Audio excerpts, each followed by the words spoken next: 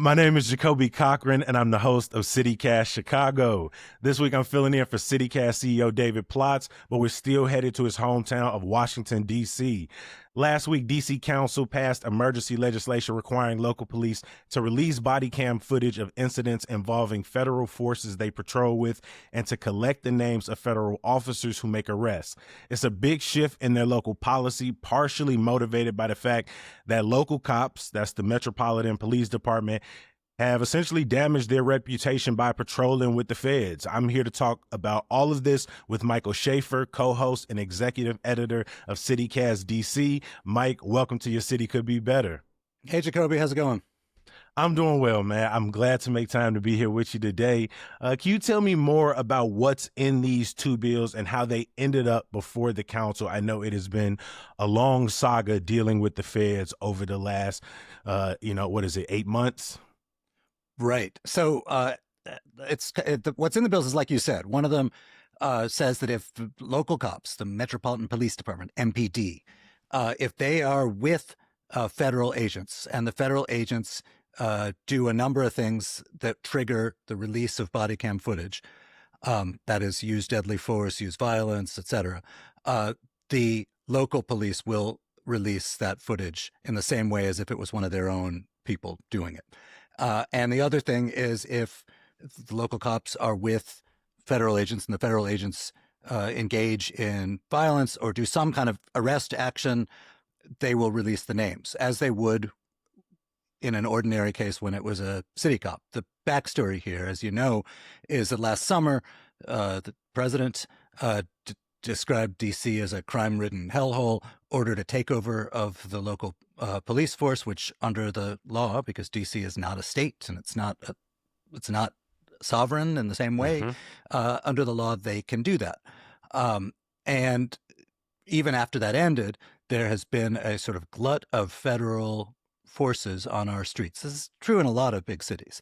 We've experienced the same rhetoric, the same attacks, the same spate of federal agents. We've seen kidnappings, our neighborhoods, tear gas, right? This scene is played out time and time again across the country. And again, these feds are allowed to do things that in most big cities, I don't know about Chicago, but I suspect so, the local government has forbidden its own police force from doing, or they don't have to do things that local government requires its police force to do.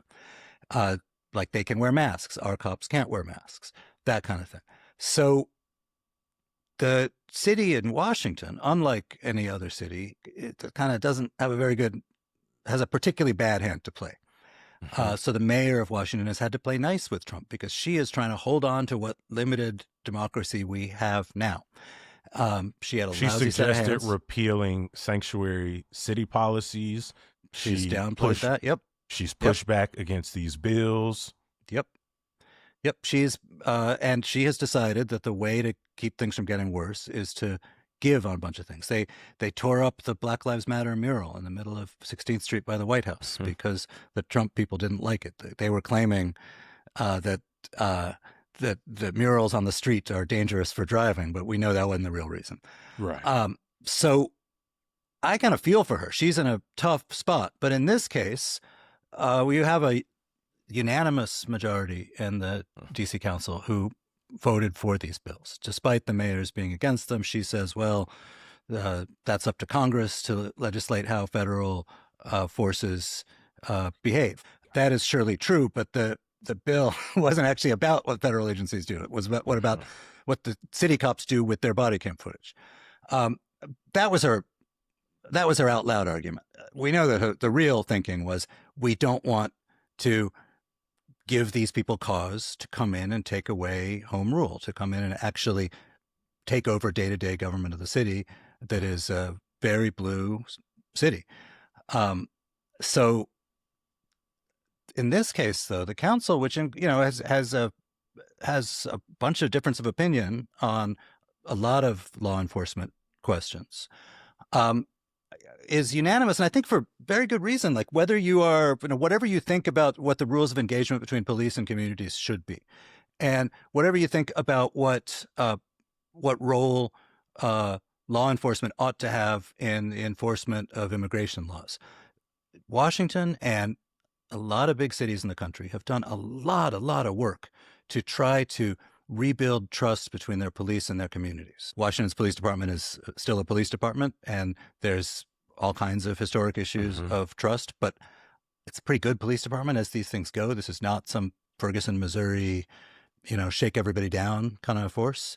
And they feel like they've done a lot of work to try to keep it that way. And the fact that the mayor has permitted, under duress, local police to go around town with some of the federal agencies, they think has damaged that a lot. Who local cops that I've talked to view as a bunch of yahoos who have no training like they do and who are a lesser law enforcement agency than they are. Yeah. The collaboration between federal forces and law enforcement has clearly caused tension in Chicago and other cities, especially with these recent ICE operations around the country. How has that played out in D.C., this collaboration between the two? Because we have concerns that, if police are there being sent, whether by the governor or the city, to sort of protect protesters, they end up, getting allegations of abuse against protesters themselves. And so we have major questions about the relationship between our local police and federal agents during these operations. What does that look like in your city? I mean, there's a whole alphabet soup of different federal agencies that are out patrolling. There's Homeland Security has its own thing. There's ICE.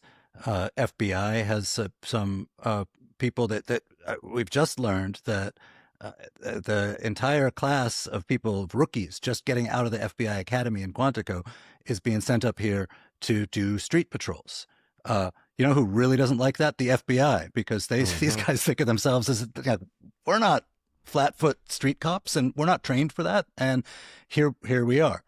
The fear on the part of everybody, the fear on the part of the local police is that, on one of these days in DC where it's like 103 degrees in the summer and like someone mouths off and someone does something stupid and someone else does something stupid, that our police are fairly well trained to de-escalate.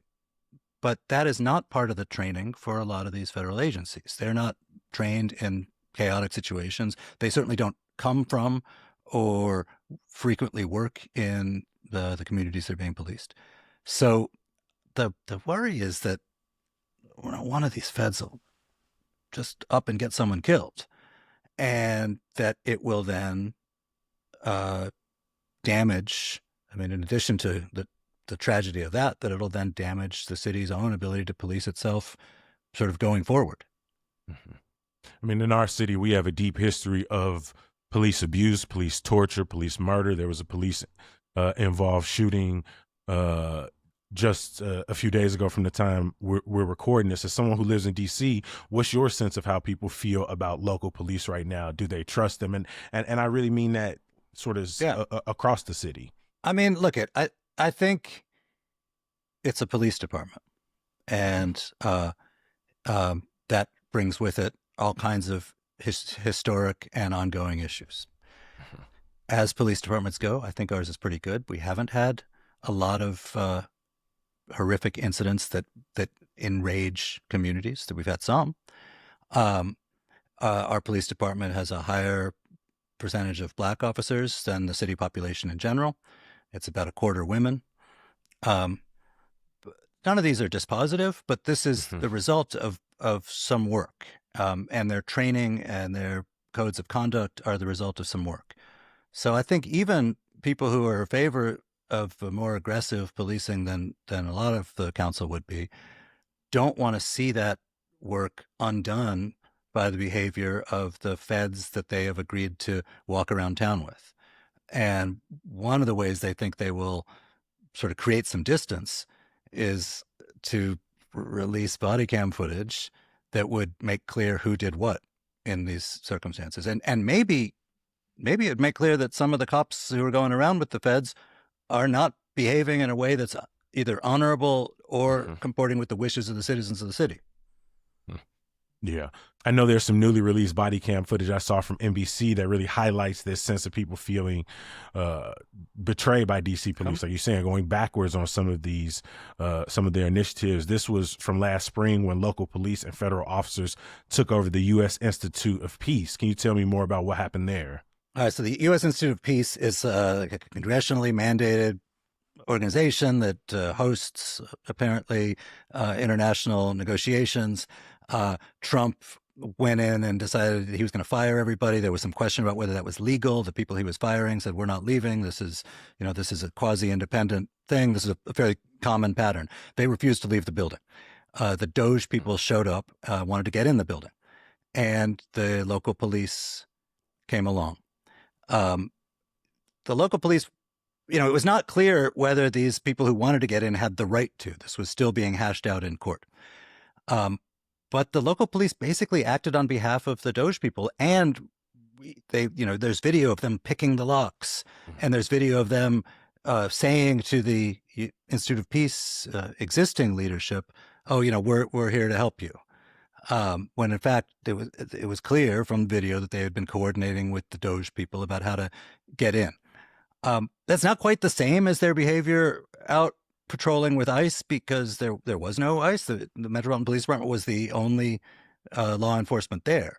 But in that case, the cops buddied up to the representatives of the Trump administration. It's not clear to me from those videos whether that was out of a agreement with Trump policies or out of they thought that's what they were supposed to be doing. It was a mess, but it was a pretty dishonorable behavior by the police.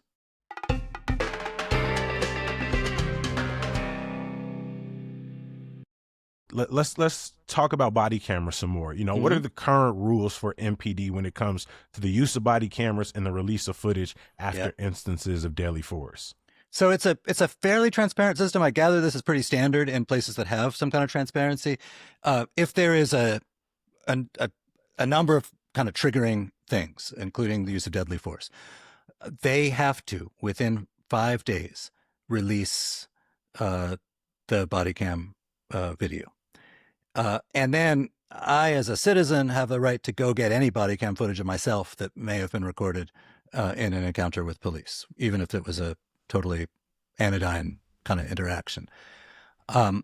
So 5 days is kind of blowing my mind. In Chicago, it's 60, and that goes through a civilian board, and it's a much longer process. Could be up to 90 days or even longer. And the argument against it always is that body cam footage doesn't tell the whole story. True. And it can rile up emotions at perilous times. True. But, we're in a moment where there's a lot of evidence out there. And as journalists, I think we should always want more information out there for people. And there's plenty of stuff that can already rile people up. If it's a public confrontation in a public place, there's probably someone with their cell phone camera out already. The body cam footage from the cops is just one more input, and I think it's a good input. Yeah. We've seen in our city, I have a ton of skepticism around the broad claims of what the potential of body cams is, but we have direct example in our city of how it has led to action in our city, not only mobilizing community members, it's led to government officials being pushed out. It's led to police chiefs being pushed out. We've seen Marimar Martinez shot 5 times, and then ICE and federal agents lie about what took place there. Luckily, body cam footage did ultimately come out that, ultimately dispelled that narrative after a judge allowed it to be released. There was Silverio Villegas Gonzalez, who was shot and killed out in Franklin Park. And again, once body cam footage came out, it pushed back against the narrative that federal agents were spinning. But to your point, do I think it has led to stemming police abuse in our city? The data pushes back against that. Right. We have ongoing concerns about changing policy around police being allowed to turn their body cam footage off directly after an incident when working with a supervisor. And so there are going to be these questions, but I want to know, how successful do you think body cameras have actually been in increasing transparency and accountability? I guess I would just say, look at who's against the release of body cam footage, particularly in the case of the feds. Why do they want their behavior to not be public? And why should any citizen want any piece of data that's gathered by the government that is not private? And there are various like privacy exceptions to the releases. Why would any citizen want any incident like that not to be made public? I don't have any illusion that it provides a perfect record of exactly what was happening, but I think it's better than not having it. Mm-hmm. Going back to these bills, what's the timeline for these changes taking effect? Yeah. So it's interesting. They introduced it as so-called emergency legislation, which means it sort of moves a little bit faster through the council. People always get excited by that name because they think it means like there's an emergency, but it's just it's a technical term for that. But one of the things that means is in DC, all of the laws here can be vetoed by Congress, and 30 days after passage for Congress to disapprove them. Emergency legislation can be an exception. So they're trying to push it in without giving the Congress run by Trump allies a chance to whack it. Thinking about these emergency orders that have been passed through the council, I'm thinking back to 2023 when a public safety emergency bill was put through that was a watered down version, but was essentially supported by the mayor. This one that the mayor didn't support. How has this tightrope that the mayor walked over the last few years impacted their legacy in the city? And also, has that had any impact, do you think, on their decision to not run for a fourth term? Look, the mayor of Washington is a kind of a centrist in her orientation, and she has, for a lot of her term, really butted heads with a more progressive bloc in the council. After COVID, crime in Washington spiked as it did in many other cities. It took a little longer to come back down, although it now has. And there was a move in the council to push through some changes that undid some of the 2020 reforms. Bowser has, I think, kind of won her fight with the progressive bloc in the council. I think the spike in crime, in the sense that there were people in the council who kind of carried themselves with an attitude that if you're complaining about the safety in your neighborhood, you're a Karen. That didn't help the progressive bloc, particularly since the sort of angriest neighborhoods about the spike in crime were working class Black neighborhoods. So look, there is always going to be a tension in a city like Washington, where it has very poor neighborhoods and it has a lot of college graduates. And it sort of scrambles the politics a little bit, because some of the most progressive people in local politics are themselves, like, their base is the college graduates, not the sort of historic Black communities. So, Bowser has never been super popular, but she's always gotten 50% plus one. And like, serving 3 terms ain't nothing, particularly when those terms include like Trump, COVID, and Trump again. How else are people in your city dealing with the heavy federal law enforcement presence and the tensions with, between local and federal agents? I think the incidents have tamped down. There was a real surge of like horrific ICE arrests when, people were being dragged out of contractor vans and so on. And a lot of people taping it from the sidewalk. The forces that Trump brought in, the National Guard, a lot of them are kind of in the tourist areas where, like, then they look kind of bored. And they're, a bunch of very young people from red states who've never been here before. And I remember being at the, like, right when it first started, I spent a day just going around town looking at them and interviewing and so on. And I was at the Lincoln Memorial, and it was full of National Guard, which is, like, if you're from DC, like, you're not gonna get mugged at the Lincoln Memorial, right? There's like, no matter good times, bad times, it's not a place that pickpockets hang out.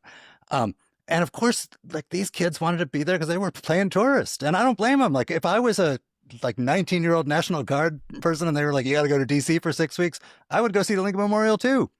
But the point is just to say it has chilled. There's a I mean, I think people are offended on a sort of visceral level that, listen, this is our city. We are American citizens. We should have the right to decide how our city is being policed, where it's being policed, and the people doing the policing should answer to us as voters.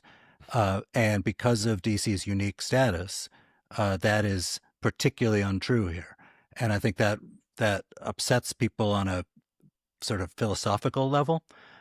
There's been less going on the streets that upsets people on a practical level in the last, I don't know, 5 months. What do you think listeners can take away from this conversation today to make their own cities better? Well, I think that this question of like what cities do, what local communities do when the feds engage in law enforcement has taken on a whole new meaning in the Trump era. And, you know, it puts local authorities in a bind, no matter where. And the ones in D.C. have a harder time with that bind because of their legal status. But are the local police in a regular city out there on behalf of the citizens? Are they there as law enforcement alongside the feds? What are they doing there? And how will the actions of the feds affect them? It's not just a Washington, D.C. question. It's a question for all communities. And, you know, look, we've had enough trouble in this country policing ourselves. This adds a further wrinkle of complication, and it's one that I think a lot of local governments probably are and certainly need to think about. Like, how are we going to protect our own ability to do the job from the consequences of behavior of people who don't answer to us?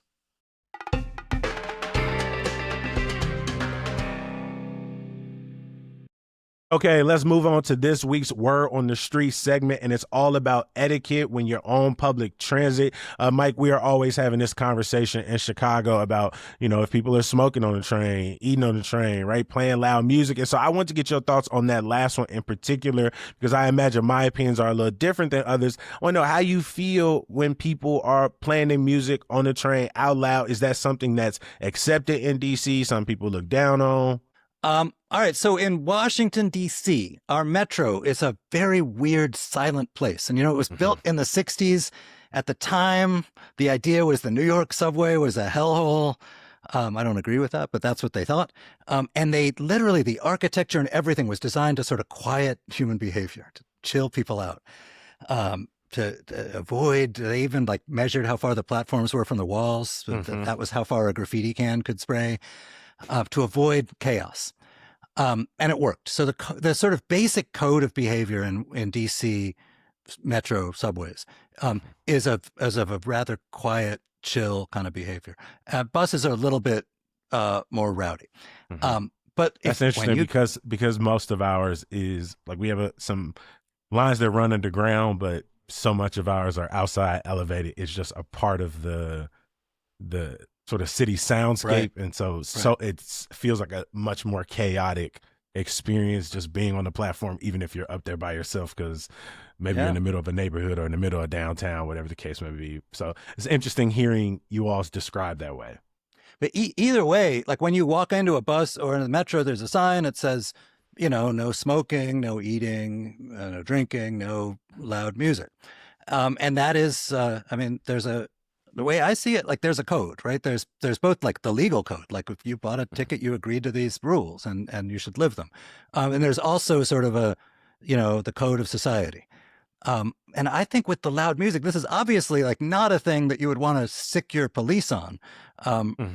If you were running a public transit agency, it's probably like, you know, it's not going to be your highest priority. If it is, you're either very lucky or very dumb. But I do think, I think right now by 2026 in an age of ubiquitous earbuds, if you see someone who is like playing their phone really loud on the subway, you kind of know this is a person who's got some issues with boundaries. I don't think they're trying to entertain the world or anything like that. I think it's like a thing that we recognize as like socially unusual, norm-breaking behavior. And I think it is human nature when you see someone who is engaging in a boundary-shattering behavior to wonder, like, what other boundaries might this person shatter? and then you start thinking about your physical Mhm. safety and the safety of the space you're in. So these may be Oh, irrational. These may be irrational never, thoughts, but but that they never are. crosses my mind. I'm listening to your perspective. For me, to like not to ignore how other people experience that moment, but 90% of the time I've experienced loud music on the train, I have overwhelmingly enjoyed the music that's been played. The mix of soul music, rap music, R&B. It makes me wonder if the city should just invest in putting a playlist on the train that people can enjoy while they're riding, and if that might be a solution to the experience. I think people are still going to play loud music. I'm more about minding my business, and I usually let people be. But again, I have had so many experiences where I have been sitting there dancing to the music. I have paused my own music to listen to. Some people still got a full radio out there when they're on the train, and so I agree with you. I do have, I won't be completely dismissive, right? There are some thoughts around like, why are you doing this? Why you ain't even got like no quarter headphones on you? Like, why don't you do it? Like, if you like it so much. Why don't I play music? Yeah, why on don't you the play loud train? music? You probably got good taste. I do, but I'm blowing it right into my own ears. I pay too much money for my headphones. But that's what I mean. It's like, why don't you want to blow into everyone else's ears? Share the joy.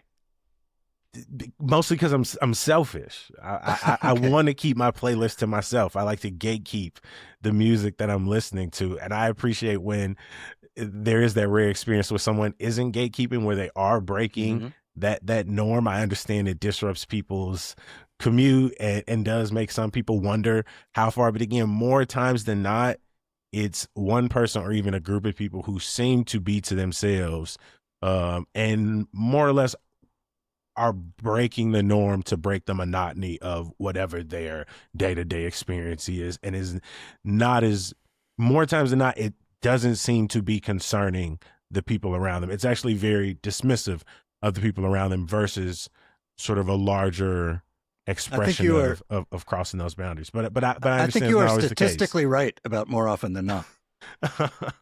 But also, like, I don't know, like, if you come in a place that says no eating, you shouldn't eat. Like, I know sometimes you've got to, and sometimes it's an emergency. I'd be hungry on the train.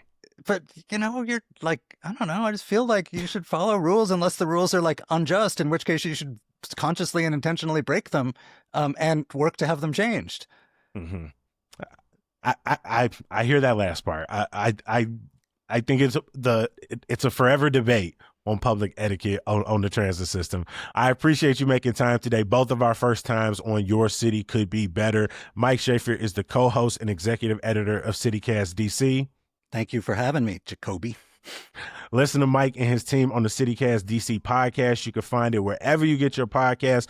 You can also find CityCast Chicago, where you're going to find me and our entire team every weekday morning. That's all for today's episode of Your City Could Be Better. I'm Jacoby Cochran. Our producers were Lizzie Goldsmith, Priyanka Tilve, Simone Alicea, Annie Reese, and Mike Schaffer. Our music is by Carl Christensen. If you're enjoying the show, please share us with your friends and family, rate and leave a review wherever you get your podcast. David Plotz will be back in the host chair next week with another conversation about how your city could be better. Peace.